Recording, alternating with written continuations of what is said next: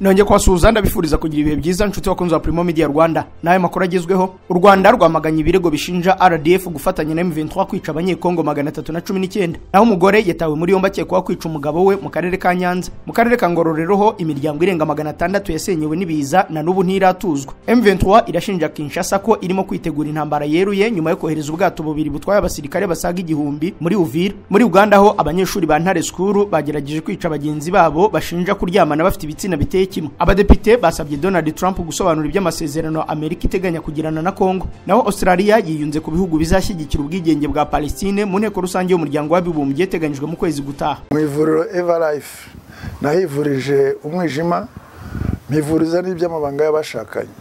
Bankoraho riraka n'abahanga pe. Nyuma yo kugira ikibazo cy'imisemburo mike bandangiye ivuriro Everlife ndarigana baramfasha icyo kibazo kirakemuka. Nyuma naje kujyana n'umubyeyi wanjye afite ikibazo cya hypertension, ubu ngubu n'umuziba. Nashishikariza abantu bafite ibibazo by'imisemburo bigatuma batabyara, bigatuma imihango yabo itaza neza nkuko bikwiye, kuba mwagana ivuriro Everlife bakabafasha. Murakoze cyane. Ivuriro Everlife rikorera Nyabugogo imaze kuba ubukombe mu Rwanda no hanze yarwo mu kuvura indwara bakoresheje imiti y'ibimera kandi itunganyijwe neza mu buryo bw'ibinini, poudre cyangwa liquide. Hari abadogiteri batandukanye bagufasha kandi kiza nuko aho waba uherereye hose ku isi imiti yakugeraho, cyane ko bakorana na DHL.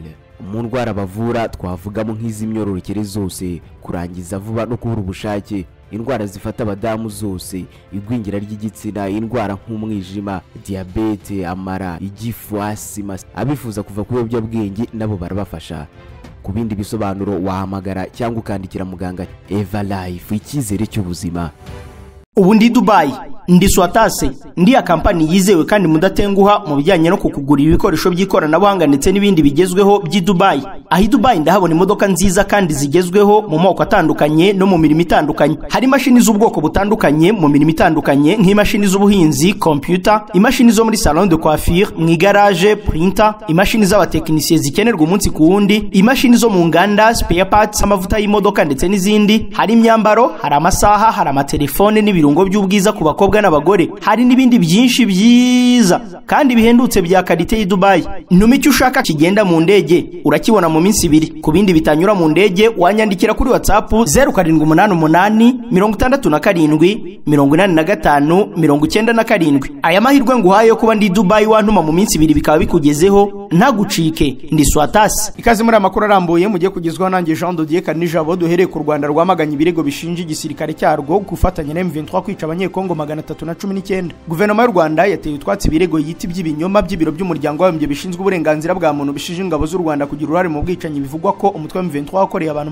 319 mu burasirazuba bwa Kongo. Muri uku kwezi nibwo komiseri mukuru w'umuryango w'abibumbye ushinzwe uburenganzira bwa muntu Volker Turk yashinje M23 avuga ko ishyigikiwe n'abagizwe n'ingabo z'u Rwanda kwicira bari abaturage b'abasivile muri teritwari ya Rucuru mu kwezi gushize. Ishami rishinzwe uburenganzira mu muryango w'abibumbye rivuga ko M23 yisha abo bantu ngo biganjemo abahinzi hagati y'itariki ya 9 na 21 z'ukwezi gushize nyuma yo kubakekaho kuba barwanye ba FDLR. U Rwanda binyuze mu itangazo ryasohowe na Minisiteri y'Ububanyi n'Amahanga rwagaragaje ko ishami ry'umuryango w'abibumbye rishinzwe uburenganzira bwa muntu ibirego ryashyize kuri RDF nta gihamya cyabyo ryigeze ritanga. Rwagize ruti u Rwanda ruteye utwatsi ibirego by'ibinyoma bigaragara mu itangazo riheruka gusohorwa n'ibiro by'umuryango w'abibumbye bishinzwe uburenganzira bwa muntu. Iryo shami ryavuze nta kimenyetso na kimwe, nta kugenzura ibyo ryavuze cyangwa intandaro yatumye ingabo z'u Rwanda zifasha mu icwa ry'abasivile 319 mu mirima yo mu burasirazuba bwa Kongo. Kwinjiza mu buryo budakwiye RDF muri ibi birego ntabwo byemewe kandi bitera kwibaza ukwizerwa kw'iri shami ry'umuryango w'abibumbye n'imikorere yaryo. U Rwanda kandi rwagaragaje ko biriya birego bishobora kubangamira inzira zikomeje zo gukemura amakimbirane muri Kongo, aho ingabo z'umuryango w'abibumbye ziri mu butumwa bwo kugarura amahoro zimaze imyaka myinshi zarananiwe kurinda abaturage bugarijwe n'umutekano muke. M23 biciye muri perezida wayo Bertrand Bisimwa nayo iheruka kwamagana biriya birego ivuga ko byakozwe mu rwego rwo kwisiga icyasha. Bisimwa yavuze ko iri shami ry'umuryango w'abibumbye rishinzwe uburenganzira bwa muntu risanzwe rifite abakozi bakorera mu kwaha kwa leta ya Kongo ryahimbye biriya birego mu rwego rwo kuyobya uburari ku bwicanyi umutwe wa ADF uheruka gukorera hitwa Komanda mu ntara ya Ituri ingabo za FARDC zagizemo uruhare. M23 ivuga ko ubwayo yakoze iperereza ku bwicanyi ingabo zayo zishinzwe gukorera muri teritwari ya Rucuru igasanga butarigeze bubaho.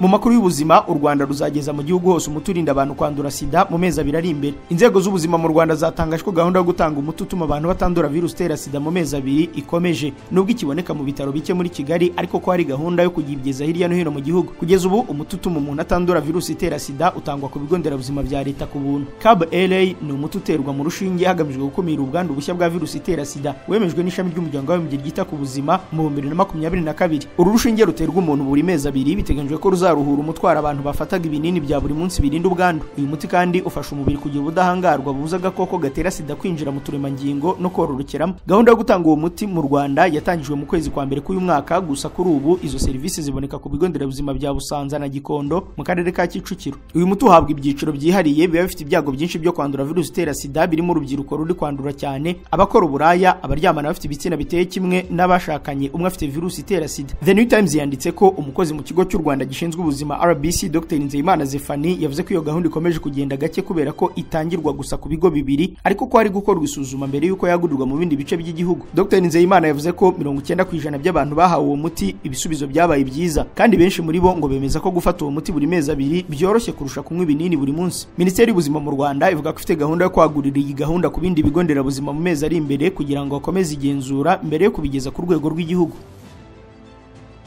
Tukiri ku makuru arebana n'ubuzima, ibiciro by'ibijyanye n'ubuvuzi mu Rwanda ngo byiyongereyeho 70.7% mu myaka 8 ishize. Ikigo cy'u Rwanda gishinzwe ibarurishamibare cyatangaje izamuka ry'ibiciro, aho ibijyanye n'ubuvuzi byiyongereyeho 70.7% mu myaka 8 ishize, bituma muri rusange ibiciro mu mijyi byiyongeraho 7.3% ugereranyije n'ukwezi kwa karindwi kwa 2024. Iyo ugereranyije ukwezi kwa karindwi k'uyu mwaka no kwa gatandatu, usanga ibiciro byariyongereyeho 0.1%. Izamuka nini ngo ryatewe n'ibiciro by'ibijyanye n'ubuvuzi byiyongereyeho 69 n'ibice 6%, n'ibiciro by'ibijyanye n'ubwikorezi byiyongereho 2.7%. Ikigo cy'u Rwanda cy'ibarurishamibare gitangaza ko ubwiyongere bw'ibiciro bwatewe hanini n'ibiciro by'ibiribwa n'ibinyobwa bidasembuye byiyongereho 6.4%, iby'ibinyobwa bisembuye n'itabi bizamukaho 12.2%, ibijyanye n'ubuvuzi bizamuka kuri 70.7%, n'ibijyanye n'ubwikorezi bizamuka kuri 7.5%, amafunguro n'icumbi byiyongera kuri 20.1%. Ikigereranyo gishya cy'ibiciro by'ibikenerwa cyerekana ko mu myaka 8 ishize habayeho izamuka rikabije ry'ibiciro bijyanye n'ubuvuzi mu Rwanda. By'umwihariko serivisi z'ubuvuzi zitangirwa hanze y'ibitaro nko kwakirwa na muganga cyangwa gukora ibizamini bya laboratoire ngo zimaze kwiyongeraho hafi 93.6%. Ikiguzi cy'imiti n'ibindi bikoresho by'ubuvuzi cyazamutseho 87%, naho serivisi z'ibitaro zirimo kwakira abarwayi bacumbikirwa no kubavura kizamukaho hafi 81%. Ibi bivuze ko serivisi zatangwaga ku giceri cy'ijana mu 2017 zageze mu 2024 zisaba hafi amafaranga 200, cyane cyane kuri serivisi zitangirwa hanze y'ibitaro. Iri zamuka rifitanye isano n'ibibazo bitandukanye byugarije urwego rw'ubuvuzi, birimo izamuka ry'ibiciro mpuzamahanga by'imiti n'ibikoresho by'ubuvuzi bitumizwa mu mahanga, kongera umushahara w'abakozi bakora mu rwego rw'ubuzima no kwiyongera gukomeye kw'abakeneye serivisi z'ubuvuzi. Si uko byazamutse mu myaka ishize gusa, kuko n'ubu ibiciro bikomeje kuzamuka buri mwaka. Iyo ugereranyije ukwezi kwa karindwi k'uyu mwaka n'ukwa karindwi k'umwaka ushize, serivisi z'ubuzima zitangirwa hanze y'ibitaro zizamukaho hafi 12%, imiti n'ibikoresho by'ubuvuzi byo bizamukaho 14.3%, naho serivisi z'ibitaro zikiyongeraho hafi 12%. Ibi rero ngo bigaragaza ko ikiguzi cy'ubuvuzi kizakomeza kuzamuka kubera ko ibitaro n'ibigo nderabuzima birimo guhura n'izamuka ry'ibiciro, bigatuma bongera amafaranga basaba abakenera serivisi zabo. Ni izamuka rije rikurikira iryo mu kwezi kwa gatandatu k'uyu mwaka, kuko byari byiyongereye ku kigero cya 7%. Mu yandi makuru, Kiliziya Gatolika yasabye abantu kwirinda bitwaza ko bavuye Kibeho bakabambura utwabo. Ubuyobozi bw'ingoro ya Bikira Mariya Kibeho iherereye muri diocese ya Gikongoro bwaburiye abantu bubasaba kwirinda bateka mutwe bitwikira ko bavuye Kibeho cyangwa bahakora bakabiba utwabo. Ni ibikubiye mu butumwa bwatanzwe n'ubuyobozi bw'ingoro ya Bikira Mariya Kibeho mu itangazo ryagenewe abakristo n'abandi bose bagera Kibeho mu gisi yose yitegura kwizihiza umunsi mukuru ujyanwa mu ijuru rya Bikira Mariya uzwi nka Assomption, wizihizwa ku itariki ya 15 z'ukwa 8 kwa buri mwaka. Muri iryo tangazo ryibanze ku kunoza umutekano ku munsi wa Assomption, ubuyobozi bw'ingoro bwashimangiye ingingo 6 zo kwitwararika ku bazitabira amasengesho ya Assomption, zirimo kwitwaza mitiwere cyangwa ubundi bwishingizi bwo kwivuza ku bazahagana bose, kwitwaza indangamuntu mu gihe abana babo batarengeje imyaka 15 basabwe kuba bari kumwe n'ababyeyi babo. Iri tangazo rivuga ko ababyeyi bahetse abana bazitabira aya masengesho bagirwa inama yo kutazaza mu mbaga y'abantu benshi, rikanihanangiriza abantu ko bitemewe na gato ku bazitabira amasengesho bose guhirahira baryama mu kiliziya y'ingoro ahasanzwe hakoreshwa nka alitari ndetse no muri chapelle y'amabonekerwa. Abantu kandi basabwe kwirinda ababashuka bitwaje ubutumwa bwa Kibeho bakoresheje ikoranabuhanga. Baragira bati abantu bazazi Kibeho ku munsi mukuru wa Assomption no mu gitaramo kibimburira muzirinda abateka mutwe b'abajura bibira kuri telefone bitwaje ubutumwa bwa Kibeho. Kuwa gatanu tariki ya 15 z'uku kwezi nibwo azizizwa umunsi mukuru wa Assomption Kiliziya Gatolika isobanura nk'ijyanwa mu ijuru rya Bikira Maria. Uzabanzirizwa n'igitaramo kizaba ku mugoroba w'itariki ya 14 ari nayo mpamvu ubuyobozi bw'ingoro bushishikariza abantu kwitwararika umutekano. Assomption iheruka mu 2024 hari hateraniye abasaga 85,000. Ibyatangajwe ko ari wo mubare munini wa mbere wari witabiriye mu mateka ya Kibeho, ibishimangira ubwitabire bwinshi nyuma yo ko hageze umuhanda wa kaburimbo. Makuru avuga mu turere, umugore yatawe muri yombi akekwaho kwica umugabo we i Nyanza. Polisi y'u Rwanda ikorera mu ntara y'Amajyepfo yatangaje ko umugore w'imyaka 21 yatawe muri yombi akekwaho kwica umugabo we. Byabereye mu murenge wa Ntyazo mu karere ka Nyanza aho bikekwa ko nyakwigendera yasanze umugore we ari kumwe n'undi mugabo saa 8 z'ijoro batangira kurwana. Ikinyamakuru Umuseke cyanditse ko iki cyaha cyabereye mu karere ka Nyanza mu murenge wa Ntyazo mu kagari ka Katarara mu mudugudu wa Nkombe. Niho habonetse umurambo w'umugabo witwa Ndayishimiye Elia w'imyaka 25 bikekwa ko yishwe n'umugore witwa Florence w'imyaka 21 ukomoka mu mudugudu wa Kabuga mu kagari ka Kabumbwe mu murenge wa Mamba mu karere ka Gisagara. Bakaba barabanye guhera mu kwa 11 kwa 2023. Chief Inspector of Police Kamanzi Hasani, umuvugizi wa polisi y'u Rwanda mu ntara y'Amajyepfo, yagize ati ku makuru twahawe bari basanzwe bafitanye amakimbirane ashingiye ku gucana inyuma. Bikekwa ko intandaro y'uru rupfu ngo yaturutse ku makimbirane y'aba bombi aho nyakwigendera asanze umugore wari kumwe n'umusore witwa Ndayisenga w'imyaka 21 agana saa 8 z'ijoro. Nyuma umugabo ngo amuturuka inyuma aramukubita batangira kurwana. Nyuma ukekwa ngo yagiye gukomangira umuturanyi bamubwira ko arwanye n'umugabo we ngo none namuherekeza bajyane kwa mutekano kumurega. Undi aramubwira ngo nagende bazajyayo mu gitondo. Ukekwa ngo yongeye aragenda, ashize akanya aragaruka amubwira ko umugabo we ngo aryamye ku muhanda, maze uriya muturanyi bituma ajya kureba asanga koko ari we aryamye bigaragara ko yapfuye, ahita hamagara abaturanyi na bene wabo. Uriya mugore yese acikira iwabo mu murenge wa Mamba mu karere ka Gisagara, inzego z'umutekano zijya kumufata akaba afungiye kuri station ya Ribu ya Ntyazo aho ari kumwe na Ndayisenga bafatanywe mu gicuku ari kumwe n'uriya mugore. Polisi isaba abaturage ko kugirana amakimbirane bitavuze kurwana cyangwa kwicana, bityo ko bakwiye kujya baganira, batabishobora bakaba bakwegera polisi cyangwa inzego z'ubuyobozi zikabafasha. Mu karere ka Ngororero imiryango irenga 600 yasenyewe n'ibiza ntiratuzwa. Imiryango 664 yo mu karere ka Ngororero yagizwe ingaruka n'ibiza byibasiye aka karere mu kwa gatanu kwa 2023 ntirabasha kubonerwa inzu zo guturamo ziradashobora gushyira ubuzima bwayo mu kaga. Ibi ni bimwe mu by'umuyobozi w'akarere ka Ngororero Nkusi Christophe yagarutseho ubwo yaganiraga n'ikinyamakuru Igihe. Anaboneraho gusaba abafatanyabikorwa bishoboye gukomeza kugira uruhare mu gutuza neza aba baturage. Ati kuva mu 2023 kugeza mu kwa gatandatu 2025 mu karere ka Ngororero hamaze kubakirwa imiryango 747 yagizwe ingaruka n'ibiza yimuriwe hadashyira ubuzima bwayo mu kaga. Gusa turacyafite ikibazo cy'imiryango 664 itarabasha kubakirwa, ariko nayo uko ubushobozi buzagenda buboneka nabo bazubakirwa. Kuva ibiza byakwibasira aka karere tariki ya 2 n'iya 3 z'ukwa gatanu kwa 2023 uwo mwaka wasojwe aka karere kabashije kwimura no gutuza imiryango 32. Ni mu gihe mu mwaka wakurikiyeho 2024 ihimuwe ndetse hatuzwa imiryango 55. Meya Nkusi Christophe yaboneyeho gusaba abaturage gushishikarira gutura ku midugudu kuko imiterere y'ubutaka bwo muri aka karere ari imisozi miremire kandi hagira ubutaka busoma amazi bigatiza umurindi biza n'inkangu. Dukomereza amakuru mu karere ka Rutsiro aho imisoro n'amahoro bikomoka ku mucanga byinjije arenga miliyoni 450 z'amafaranga y'u Rwanda. Ubucukuzi bw'umucanga waturutse mu migezi yo mu karere ka Rutsiro bwinjirije aka karere imisoro n'amahoro agera kuri miliyoni 450 n'ibihumbi birenga 900 mu mwaka w'ingengo y'imari ushize. Aka karere gatangaza ko ubucukuzi bwahangiye imirimo abaturage 9650 binyuze muri sosiyete 36 zifite impushya zo gukora iyi mirimo. Imigezi yatanzweho impushya nyinshi irimo wa Sebeya ufite site enye zicukurwamo umucanga n'uwa Koko watanzweho impushya 3. Umunyamabanga nshingwabikorwa w'akarere ka Rutsiro Bagirishya Pierre Claver yahamirije ikinyamakuru Igihe ko ubucukuzi bwinjije imisoro n'amahoro byinshi. Yakomeje avuga ko muri uyu mwaka w'ingengo y'imari 2025 na 2026 bifuza kuzamurira ya misoro n'amahoro bikomoka ku by'akarere kinjiza bikagera kuri miliyoni 1,400. Abaturage bishimira ko aka kazi kabatunze n'imiryango yabo ndetse ko bakomeje urugendo rw'iterambere. Habumugisha Tumaini wo mu murenge wa Gihango avuga ko aka kazi kamufashije. Habumugisha Tumaini wo mu murenge wa Gihango avuga ko aka kazi kamufashije kugura ingurube 2 n'inkoko zirenga 10 kandi ko nta funguro akenera kurya ngo ananirwe kuryihahira. Uwitwa Uwiringiyimana Augustin we avuga ko aka kazi yagakuyemo inzu yo guturamo. Inkomoko y'amahoro akarere kiyinjiriza arimo arenga miliyoni 450 yakomotse ku bucukuzi bw'umucanga ari narwo rwego rwakusanyijwemo menshi mu gihe andi yakomotse ku mahoro y'ubutaka. Indi misoro n'amahoro bikomoka ku kwishyura impushya zo gucuruza, ku mitungo itimukanwa, umusoro ku nyungu z'ubukode, gukodesha imitungo ya leta ndetse n'ayakomotse ku nyungu n'ibihano.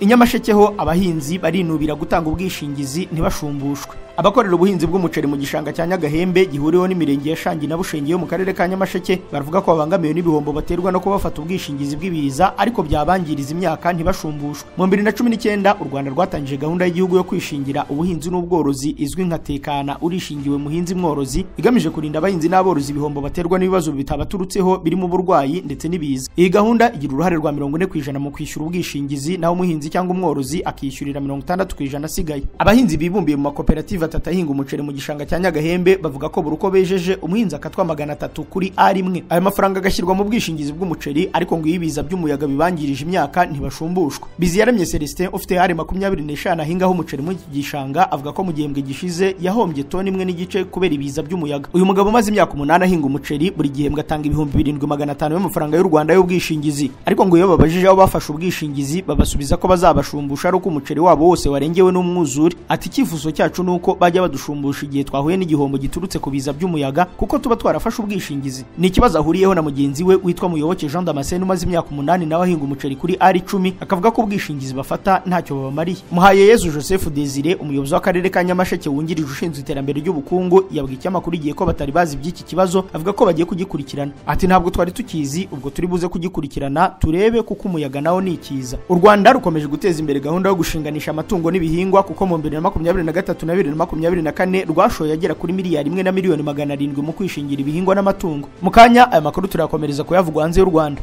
Machegalia Vocational Training Center MVTC, ishuri ry'umuryango mpuzamahanga udaharanira inyungu Fondazione Machegalia Onlus rikigisha imyuga n'ubumenyingiro mu gihe gito.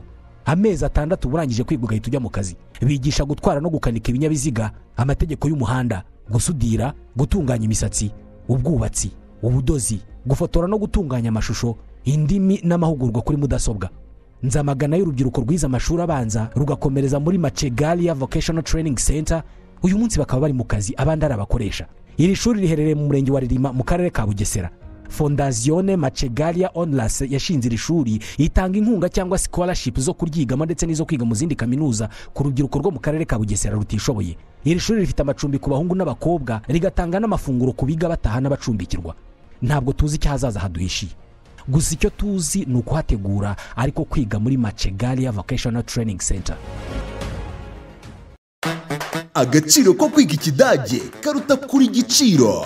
Banyeshuri musoje yisumbuye cyangwa kaminuza abari mu biruhuko n'abandi mwese mu byifuza, Der Sprachenhub German Language Academy, ikigo cyigisha ururimi rw'ikidage ku buryo bwihuse kandi bugezweho, kigatanga ubujyanama bugamije gufasha urubyiruko rw'u Rwanda n'abandi bose babyifuza kugera ku mahirwe yo kwiga, gukora, guhugurwa, kuminuza cyangwa gutura mu Budage. Ku ishami ryo rya Kigali Nyarugenge hamwe n'abafatanyabikorwa bacu turahamagarira buri wese ubyifuza ko mu Budage no mu bindi bihugu bikoresha ikidage hari amahirwe menshi agutegereje. Ushobora kwiga umwuga kandi uhembwa mu mashami atandukanye ariyo ubuvuzi n'ubuforomo, uburezi bw'abana bato, imyuga ngiro n'ikoranabuhanga, ubucuruzi na logistics ndetse na hotel and restaurant management. Amasomo atangwa kuva ku rwego rwa A1 kugeza kuri B2 ku ishami ryacu rya Kigali i Nyarugenge ku gahanda KN 89 ST ku nzu ya 9 muri etage ya 5. Ushobora guhitamo kwiga mu gitondo, nyuma ya saa sita, nimugoroba cyangwa muri weekend. Akarusho kandi muri Der Sprachenhub twiyemeje kugufasha. Tuguha amakuru ajyanye na admission na scholarship mu mashuri ndetse tukaguhuza n'amahirwe yo kubona akazi ku bafite impamyabumenyi cyangwa impamyabushobozi. Tugutoza kandi tukaguha ubufasha mu kuzuza application no kuzinoza, tukagufasha gukora dosiye isaba visa ndetse tukaguha ikaze no kukumenyereza mu gihe ugiye gutura mu Budage. Ese wari uzi ko kwiga kaminuza mu Budage ari ubuntu? Iyandikisha nonaha. Ushobora kunyura kuri nimero yacu ya WhatsApp kuri 07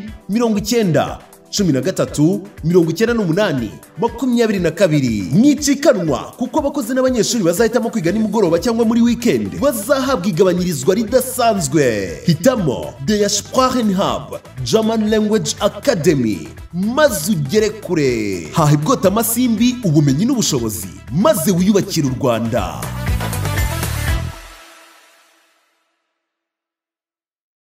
Makuru avugwa hanze y'u Rwanda. M23 irashinja Kinshasa ko irimo kwitegura intambara yeruye. Umutwe wa M23 watangaje ko leta ya Kinshasa irimo gutegura intambara yeruye nubwo bwose yasinye ku mahame yo kurangiza intambara.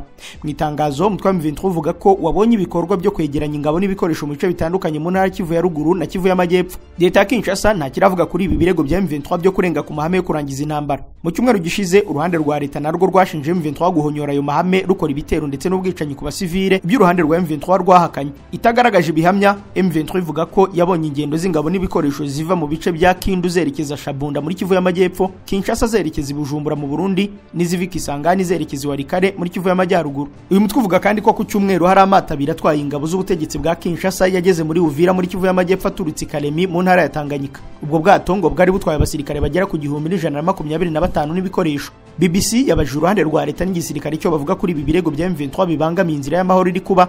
Umuvugizi w'igisirikare abwira BBC ati turaza gusubiza kuri ibi. Mu cyumweru gishize igisirikare cya leta ya Kongo cyashinje M23 guhonyora amahame yo guhagarika intambara ikora ibitero bitandukanye birimo ibyiciro abasivile za Mirongo muri Kivu y'Epfo. Uruhande rwa M23 rwamaganye ibyo birego ruvuga ko uruhande rwa leta ruhora ruvuga ibyo rwishakiye. Ibi birimo kuba mu gihe impande zombi Kinshasa na M23 zagombaga kuba zarasubiye ku meza y'ibiganiro Doha muri Qatar kuwa gatanu y'icyumweru gishize. Ibyo byateganywaga n'amahame yo guhagarika intambara impande zombi zasinye mu kwezi gushize aho zumvikanye ko bitarenze ku itariki ya 8 z'ukwa 8 zigomba kuba zatangiye kuganira ku masezerano y'amahoro nayo bakayumvikanaho bitarenze tariki ya 18 z'uku kwa 8. Kugeza ubu ntibizwi neza impamvu impande zombi zitarasubira mu biganiro. Mu gihe impande zombi zishinjanya kurenga ku byo zumvikanyeho, abasesenguzi baravuga ko hari impungenge ko gutinda kw'ibiganiro biteganyijwe bishobora gutuma ibintu birushaho kuba bibi.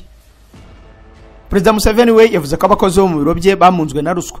Perezida Yoweri Kaguta Museveni wa Uganda yavuze ko abakozi bo mu biro bye bamunzwe na ruswa bigera naho basaba abaturage amafaranga agera kuri miliyoni 30 z'amashiringi kugira ngo babahuze nawe. Museveni yasobanuye ko uwishyuraga ayo mafaranga yabwiraga umukozi wo mu biro bye ati ukora ibishoboka byose perezida abone ibaruwa. Uyu mukuru w'igihugu yagize ati nukuri ubwo nayibonaga natangaga igisubizo, uwazanaga ibaruwa yarishyurwaga.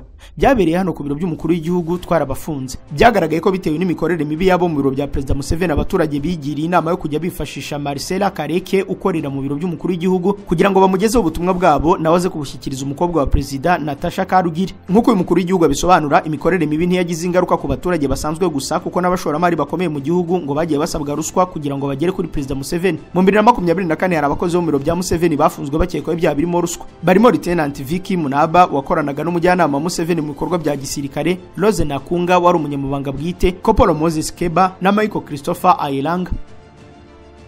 Tukira muri Uganda, abanyeshuri ba Ntare School bagerageje kwica bagenzi babo babashinja kuryamana bafite ibitsina biteye kimwe. Abanyeshuri ba Ntare School muri Uganda bagerageje kwica bagenzi babo bane babashinja kuryamana n'abafite ibitsina biteye kimwe no kwamamaza iyo migirire muri iri shuri riherereye mu karere ka Mbarara. Ubwo imyigaragambyo yo kurwanya aba banyeshuri bafite iyo migirire yatangiraga, babiri muri bo batabawe n'ubuyobozi bw'ishuri, abandi bahungira hanze y'ishuri mu rwego rwo gukiza ubuzima bwabo. Abo banyeshuri bahise barakazwa no kubuyobozi butabaye bo bashakaga kwica, badukira inyubako zikoreramo abayobozi b'ishuri bamenagura ibirahure byazo ndetse naho barara bakoresha amabuye n'inkoni. Umwe yagize ati tubabajwe nuko hari abaryamana bafite ibitsina biteye kimwe muri iri shuri, ubuyobozi bukaba butabikemura. Dufite abayobozi babana natwe buri gihe bahura n'ababakuriye ariko bababwira ko ntabyo bazi. Undi munyeshuri ashingiye ku kuba mu 2023 Perezida Museveni yaremeje itegeko rihana abaryamana bafite ibitsina biteye kimwe n'abamamaza ibyo bikorwa, yatangaje ko ubuyobozi bw'ishuri nibudakemura iki kibazo abanyeshuri bazakikemurira. Umuyobozi w'iri shuri Saulo Rwampololo yatangaje ko imyigaragambyo y'abanyeshuri yafashe intera ndende, biba ngombwa ko itabazwa polisi kugira ngo bayikumire. Umuvugizi wa polisi mu ntara ya Rwizi Samson Kasasira yatangaje ko nta munyeshuri uratabwa muri yombi cyangwa se ngo yirukanwe n'iri shuri. Yasobanuye ko icyemezo kiza gufatwa nyuma y'iperereza. Mu gihugu cya Somalia ho abasirikare bahamijwe icyaha cyo gukorana na Al-Shabaab bishwe. Abasirikare babiri bo muri Somalia bakatiwe urwo gupfa nyuma yo guhamwa n'icyaha cyo gukorana n'umutwe w'iterabwoba wa Al-Shabaab bakagira uruhare mu kwica umuyobozi wabo. Aba basirikare bishwe barashwe nyuma yuko bari bamaze guhamywa n'urukiko rwa gisirikare gukorana na Al-Shabaab bakica umuyobozi wari ubayoboye Adied Mohamed Al mu kwezi kwa 7 uyu mwaka. Umushinjacyaha Hassan Siad Mohamed yavuze ko basanze umwe muri aba basirikare ba Somalia yarakiriye ibiturika undi akabishyira munsi y'umusego wa Mohamed Al mbere yuko biturika akasiga ubuzima. Umuyobozi mukuru w'urukiko rw'ikirenga rwa gisirikare Liban Ali Yalo yavuze ko uko byagenda kose abakorana na Al-Shabaab bazamenyekana kandi bagahana. Na muri Gambia havutse imyigaragambyo kubera umwana w'umukobwa wapfuye akebwa imyanya y'igitsina. Umwana w'umukobwa w'ukwezi kumwe yishwe no gukebwa bimwe mu bice by'imyanya ndangagitsina biteza imyigaragambyo mu gihugu cya Gambia. Polisi yo muri iki gihugu yatangaje ko umwana yavuye amaraso menshi ahita kwa muganga ariko agerayo yashizemo umwuka. Nubwo ibyavuye mu isuzuma murambo bitaramenyekana, abantu benshi bahuje urupfu rwe n'ibikorwa byo kumukeba imyanya ndangagitsina, umuco wabujijwe muri iki gihugu. Kugeza ubu abagore babiri nibo batawe muri yombi bakekwaho uruhare mu rupfu rw'uyu mwana. Gambia iri mu bihugu 10 birimo abagore benshi bakebwa ibice by'inyuma by'igitsina cyabo, aho 73% by'abagore n'abakobwa bafite imyaka iri hagati ya 15 na 49 muri iki gihugu baba barakebwe. n'abadepite basabye Trump gusobanura iby'amasezerano Amerika iteganya kugirana na Repubulika ya Demokarasi ya Kongo. Abadepite 51 mu ishyaka ry'abademokrate muri Leta Zunze za Amerika bandikiye Perezida Donald Trump na Minisitiri w'Ububanyi n'Amahanga Marco Rubio babasaba ibisobanuro ku masezerano ajyanye n'ubucukuzi bw'amabuye y'agaciro igihugu cyabo gishaka kugirana na Repubulika ya Demokarasi ya Kongo. Mu ibaruwa ifunguye banditse, aba badepite bagaragarije Trump na Rubio ko ubutegetsi bwabo butigeze buganira n'abadepite kuri gahunda y'amasezerano cyangwa se ngo buha abaturage muri rusange amakuru yumvikana kuri iyi gahunda. Bati nk'abagize inteko ishinga amategeko tubabajwe cyane no ubuyobozi bwanyu butaganirije inteko ntibwanashyira ibintu mu mucyo bitewe n'ikibazo cy'umutekano wazambye, icy'uburenganzira bwa muntu, icy'umurimo n'icy'ibidukikije bifitanye isano n'ubucukuzi bw'amabuye y'agaciro muri Kongo. Aba badepite bayobowe na Linda Sanchez basobanuye ko ubucukuzi bw'amabuye y'agaciro ari rwo rwego rukorerwamo ibibi byinshi birimo kutubahiriza uburenganzira bwa muntu nko gukoresha abana mu birombe, imirimo y'agahato, uburenganzira bw'abakozi bugakandagirwa ndetse n'ibindi. Bagize bati ubu buryo bwaba umwanya w'ibiganiro bifatika n'inteko ndetse n'abandi bafatanyabikorwa cyane cyane abaturage bagizweho ingaruka n'ubucukuzi bw'amabuye y'agaciro n'amakimbirane mu karere. Bagaragaje Trump na Rubio ko mbere yuko abayobozi bo muri Kongo bongera kugira uruzinduko i Washington bifuza ko ubutegetsi bwa Amerika bwazaba bwarahaye inteko ishinga amategeko amakuru agezweho ku biganiro bazagirana kuri aya masezerano. Mu ntangiriro za 2025 Perezida Tshisekedi niwe wasabye ubutegetsi bwa Trump ko bwashora imari mu bucukuzi bw'amabuye y'agaciro ya Kongo kugira ngo nabwo bufashe igihugu cye kubaka inzego z'umutekano. Trump yemeye icyifuzo cya Tshisekedi agaragaza ko ubu bufatanye buzashingira ku musaruro w'amasezerano y'amahoro u Rwanda rwagiranye na Kongo tariki ya 27 z'ukwa gatandatu k'uyu mwaka. Naho Australia yiyunze ku bihugu bizashyigikira ubwigenge bwa Palestine mu nteko rusange y'umuryango w'abibumbye. Nyuma y'uko Ubufaransa buherutse gutangaza ko mu nteko rusange ya Loni iteganyijwe kubera New York mu kwezi kwa 9 uyu mwaka buzatangaza ko bushyigikiye umugambi wo kwigenga kwa Palestine, Australia nayo yiyunze kuri iki gihugu cyo mu Burayi. Minisitiri w'intebe wa Australia Anthony Albanese yavuze ko igihugu cye gishyigikiye ko Palestine imaze imyaka myinshi ihanganye na Israel igomba kugirwa igihugu. Ni icyemezo gikomeje gushyira igitutu kuri Israel n'ibihugu bishyigikiye birangajwe imbere na Amerika, cyane ko Ubwongereza na Canada nabyo biherutse kwemeza ko bishyigikiye ko hashyirwaho leta ya Palestine. Minisitiri w'intebe Albanese yavuze ko ku itariki ya 8 z'uku kwezi yanateye intambwe aganira na mugenzi wa Israel Benjamin Netanyahu amubwira ko hakenewe igisubizo gishingiye kuri politike aho gushakira igisubizo mu ntambara. Mu cyumweru gishize kandi Australia yanenze yivuye inyuma umugambi wa Israel wo kwigarura Gaza ikanayigenzurisha ingufu za gisirikare. Anthony Albanese yavuze ko icyemezo cyo kwemeza leta ya Palestine cyanaturutse ku buryo Netanyahu yimye amatwi abantu bose bamusabaga kutijandika mu byaha by'intambara muri Gaza. Anthony Albanese yashimangiye ko Palestine yiyemeje guhindura uburyo bw'imiyoborere igashyira imbere demokarasi, hakimakazwa uburyo bw'amatora no kwima umwanya Hamas imaze igihe igenzura Gaza. Dusoreze amakuru muri Colombia aho umukandida perezida yishwe n'ibikomere by'amasasu yarashwe yiyamamaza. Uwari umukandida ku mwanya wa perezida wa Colombia Miguel Uribe yapfuye nyuma y'amezi 2 yarashwe mu mutwe mu gikorwa cyo kwiyamamaza nk'uko umugore yabitangaje. Maria Claudia Tanazona yanditse ku rubuga rwa Instagram ati uzahora uru rukundo rw'ubuzima bwanjye, warakoze ku bw'ubuzima bwuzuye urukundo, ruhukira mu mahoro rukundo rw'ubuzima bwanjye, nzita ku bana bacu. Kuwa gatandatu ivuriro ryamuvuraga ryatangaje ko ubuzima bw'uwahoze ari senateri bwasubiye mu kaga nyuma yo kongera kuva amaraso mu bwonko kubera igikomere yagize nyuma yo kugerageza kumwica. Ku itariki ya 7 z'ukwezi kwa gatandatu ubwo ari mu gikorwa cyo kwiyamamaza mu gace gatuwemo n'abakozi mu murwa mukuru Bogota, uyu mukandida w'abakonservateri w'imyaka 39 yarashwe inshuro 3 mu mutwe. Nibyo rero byamuviriye muri urwo rupfu. Shito wakunze wa Primo Media Rwanda, uyu mukandida ku mwanya perezida wishwe n'ibikomere by'amasasu yarashwe yiyamamaza niwe dusorejeho amakuru agizweho muri aka kanya. Reka mbashimire ko mwana mudukurikiye, mbararikire komeza kora ibindi biganiro bikuru urubuga. Mugira amahoro. Pineapple Gardens Estate. Uyu ni umudugudu wubatswe mu buryo burengera ibidukikije, uri neza aho ufite view nziza ya Kigali. Uherereye i Bumbogo, ni muri metero 300 gusa uvuye harimo kubakwa Kigali Innovation City, hagati neza ya kaminuza mpuzamahanga ya African Leadership University na Carnegie Mellon University. Ugizwe kuri ubu n'amazu 17.